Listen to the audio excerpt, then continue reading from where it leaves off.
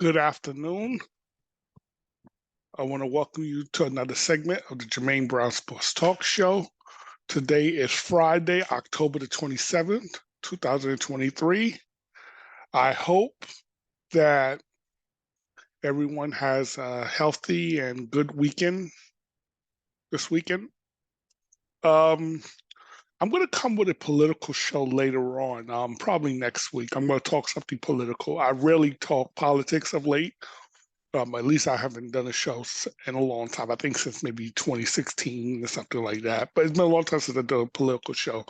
And there are things that I want to talk about. But today's topic is going to be about a disturbing hit job. And that's what I'm calling it, a hit job on Deshaun Watson by a gutless, no talented, at least on the field, he had no talent, hypocritical, um, whatever word I want to use, I'm trying to figure out. I'm trying to use the strongest word possible, but keeping it politically correct. But Brady Quinn, um, you that was a cowardly attack that he did on Deshaun Watson. And it's one thing if you don't like Deshaun Watson because of his game. It's another thing if you don't like Deshaun Watson because of what he was accused of. You know, um, sorry, folks, this is not a Sunkist. I mean, even though it's in the Sunkist bottle, this is Crystal Light. So, yeah, the no sugar Crystal Light. So, but it's one thing for you to criticize his game, which is fair, because he has not exactly played well since he's come back. And his sample sizes, quite frankly, has been kind of small. Last year, he only played in like 6 games. And when you take a year and a half to 2 years off, I'm sorry, yeah, it's hard to come back and all of a sudden be great at your craft when you've been gone for a long time. It takes a while to build back up to the guy who you once was at your craft. Um, that's why this whole thing with Kaepernick, and I'm just going off on a tangent for a minute, but I'm going to get back on topic. But you understand my point. There's a reason why it makes no sense for a team to sign Colin Kaepernick.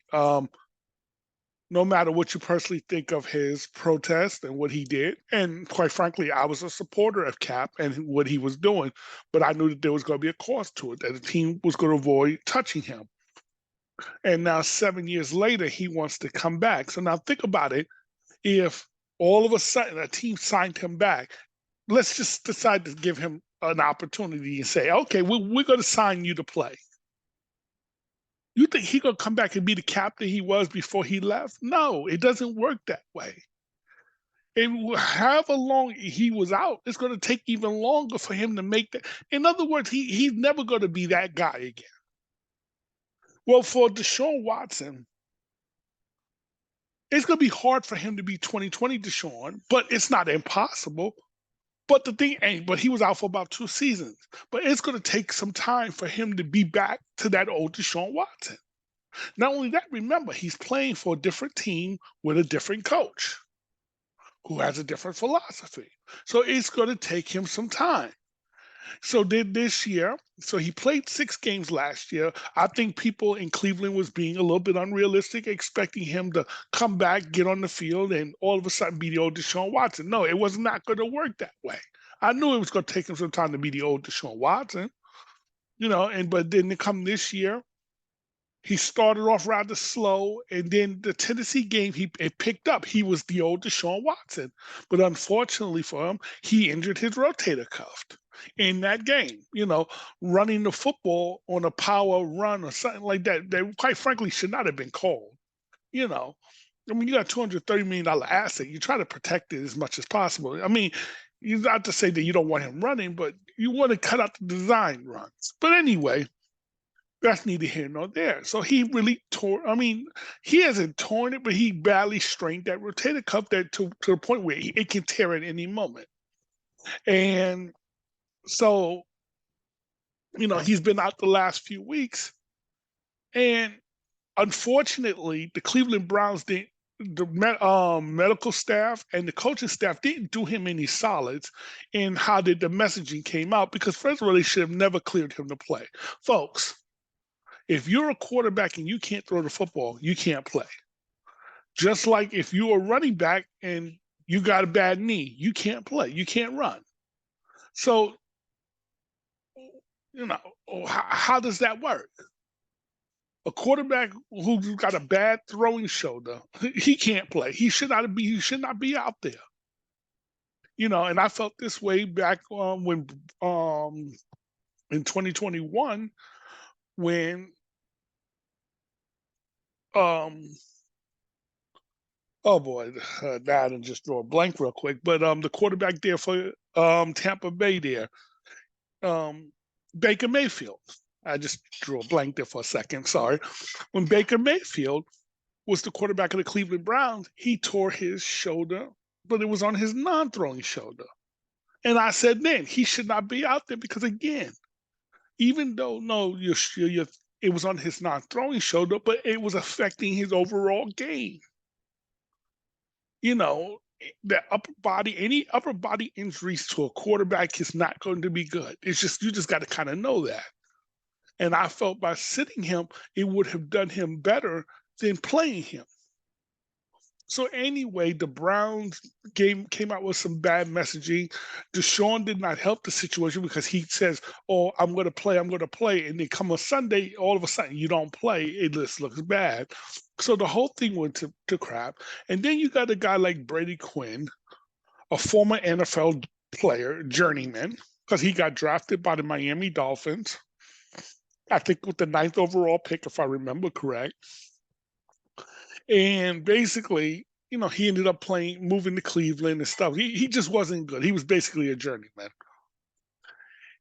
He came out and he took a shot at Deshaun that I felt crossed the line when he basically called him a trust fund baby.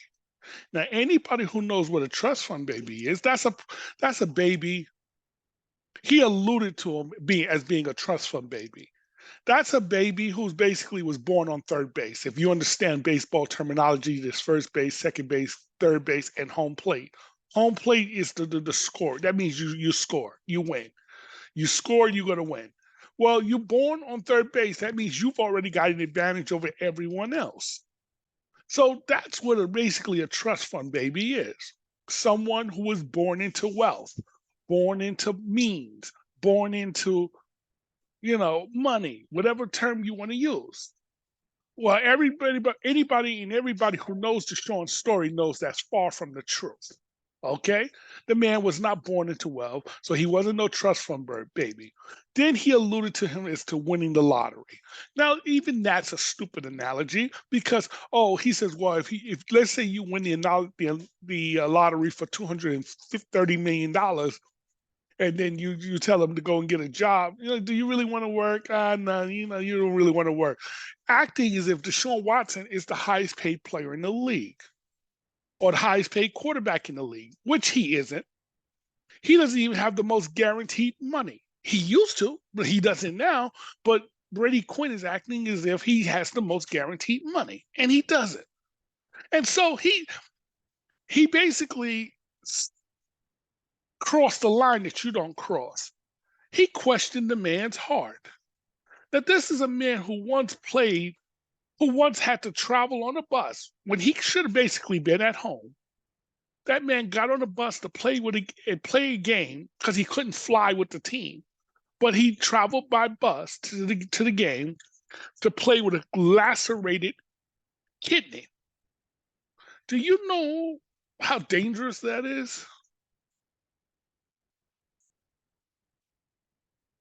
To have a laceration in part of your body and you out there playing and you questioning this man's toughness and his desire to play.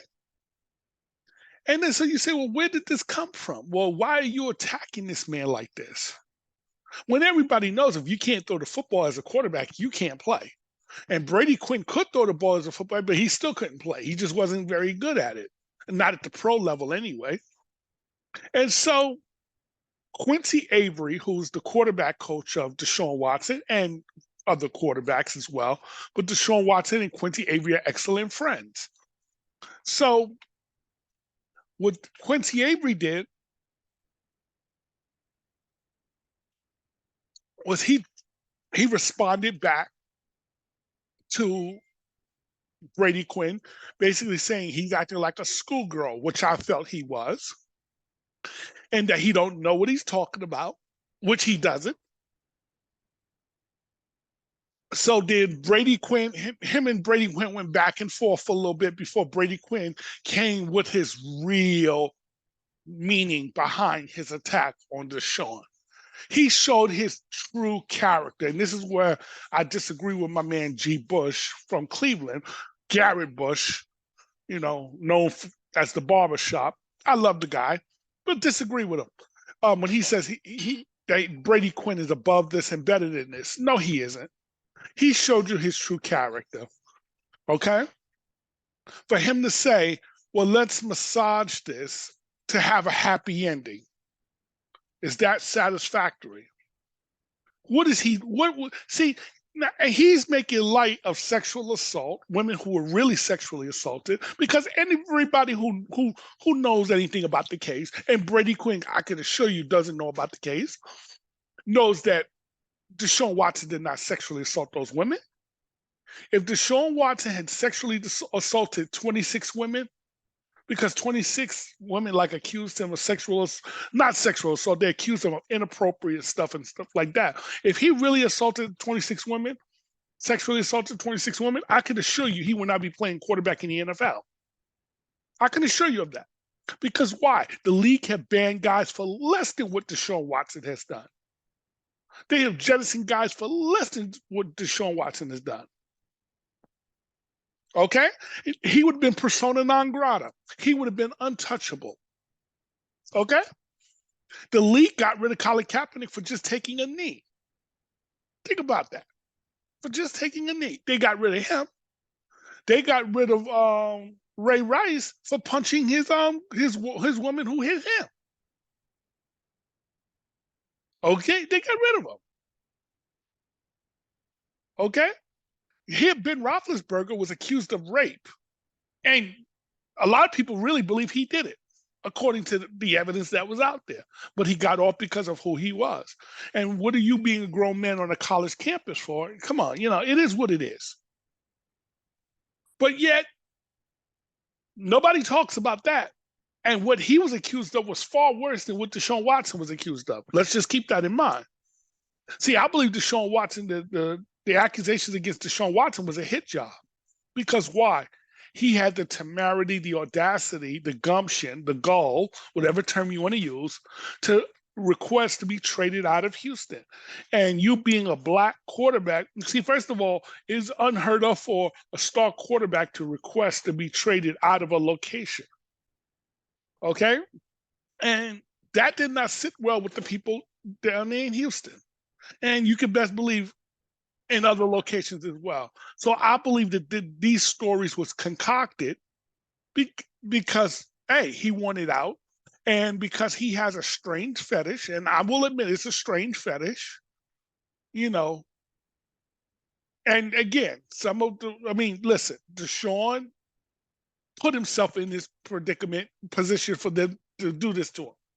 Because when you got the money that you have, you don't need to go about it the way you went about it. Let's just put it that way. And anybody, you can read up the story. You know what Deshaun allegedly did. So, and when you got the money he has, there was no need to go about it that way. But he did not sexually assault these women. But yet, Brady Quinn attacked him because he doesn't like the fact that Deshaun Watson, number one, got a fully guaranteed deal. Now, the media and Quinn wants to act like Deshaun Watson was the first to get a fully guaranteed deal. That's not true. Everyone knows that Kirk Cousins not only got one, not two, but three fully guaranteed deals from the Minnesota Vikings. Guaranteed, fully guaranteed. But we don't talk about Kirk Cousins, and Kirk Cousins isn't half the quarterback that Deshaun was. But he got 3 fully guaranteed deals, but everybody wants to get on Cleveland and Jimmy and D Haslam for signing Deshaun Watson to the fully guaranteed deal. Then they're also upset at the fact that despite all these allegations, you had at least 4 teams, and really more, but the Houston Texans and Deshaun left it to those 4 teams that was vying for his services. There was a bidding war for his services, and that angered a lot of people. And then on top of that, you're getting a fully guaranteed $230 million deal, which comes out to about like $40 million a year. Okay, so and that deal today, by today's time, is really a bargain. About 45 million. About 40, around, yeah, they're around that 45 million. But that's today is a bargain. Daniel Jones is making 40 million a year, and he's not even a tenth. He's not even Kirk Cousins. He's lower than Kirk Cousins, and yet he's making almost Deshaun Watson type money. But we're not talking about Daniel Jones. But we're talking about Deshaun Watson. So what he did, he decided he gonna take a shot, knowing good well that the man is seriously injured and he can't play, and he questioned the man's heart. And then like they say, the internet has receipts. And lo and behold, Brady Quinn missed games for the Cleveland Browns because he hurt his index finger. Oh, poor baby. You want somebody to lick it or suck on it to make you feel better? Actually, you call yourself a grown man doing something like that. I'm sitting there like, wow, you want to take a cheap shot at this man? And then he said, oh, I didn't think he was a top 5 player. Well, first of all, that's your opinion, and you're entitled to your opinion, no matter how ridiculous it may sound, but you're entitled to your opinion that he was never, in my opinion, he was not a top 5 player. He was putting up numbers because the team was bad. Brady, you do know that wins and losses is not a quarterback stat, though we want to pretend like it is.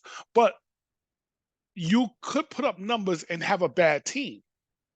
So I guess for a good portion of Peyton Manning's career, the first like 3 to 4 years of Peyton Manning's career, Peyton Manning was no top 5 quarterback because he put up good numbers on a bad team that wasn't winning. Or is that what you're saying?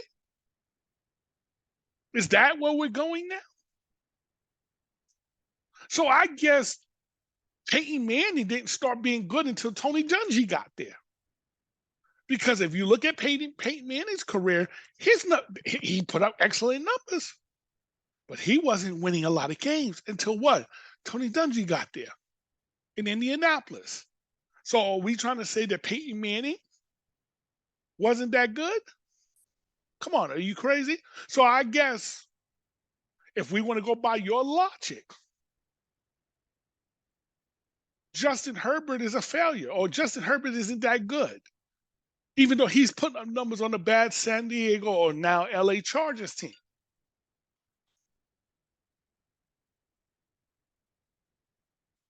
He's putting up numbers on the bad Chargers team. But because the team isn't winning, I guess he's not that good if we're going by your logic. And so for you to take that shot at Deshaun, you told us how you really felt when you mentioned about the massage. Yeah, that was very unprofessional, unnecessary. And see, here's the thing. You don't even have the guts to go and confront the man. Because like my man G. Bush said, you did that in the streets, you would get punched in the mouth.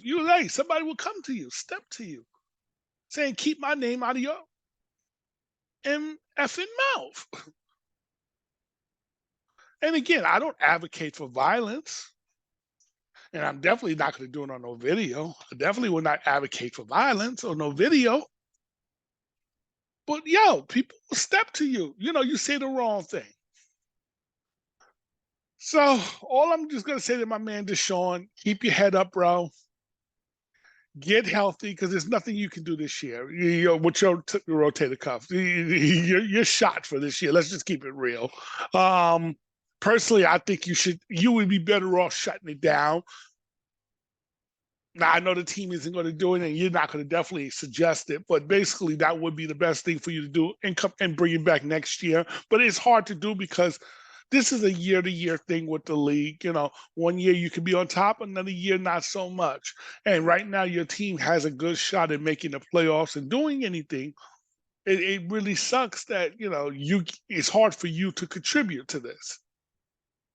So I just wanted to add my 2 cents to this whole Brady Quinn, Deshaun Watson saga. And I definitely believe Brady Quinn was doing this for clicks and likes and stuff like that.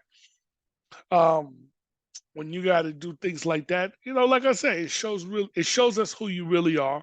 And as Maya Angelou once said, when a person shows you who they are, believe them. You know. And so I want to thank you for watching another segment of the Jermaine Brown Sports Talk Show. Have a good day.